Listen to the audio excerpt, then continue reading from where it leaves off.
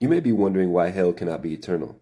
The reason is because you cannot be eternally punished for a finite crime, and all crimes, deviation from God, have some duration.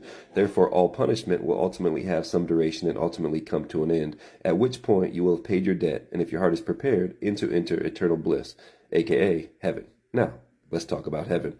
First of all, we know heaven exists because if there necessarily is a punishment after death, then it logically follows that there must necessarily be a reward. Also, without heaven, there would be no incentive for anyone to live a life of righteousness over, let's say, a life of murder and grape. So what must heaven be like? What must heaven be like? What we know is that heaven must necessarily be subjective, meaning it's not just one big objective place or city or kingdom that all good people go to. In fact, there are billions of little heavens, much like a dream, that are all tailored by God for each individual.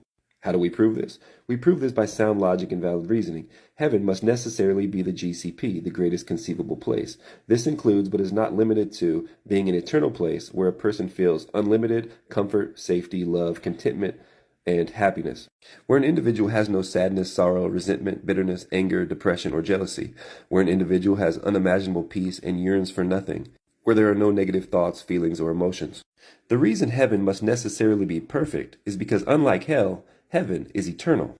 Thus, you could not send someone to a heaven that is, say, 99% perfect but 1% not, because after a while that 1% becomes magnified and eternal bliss and happiness is effectively becomes a jail cell or an eternal punishment of mental anguish.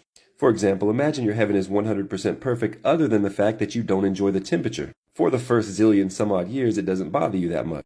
And the next zillion years, you're even able to tolerate it. But then during the next zillion years, it starts to become bothersome. And knowing you have an eternity to go, and that it's endless, it turns into torture. You just want to escape. At that point, it's no longer heaven anymore and becomes a personal version of hell. You can plug many other examples in for temperature to help you further understand this point.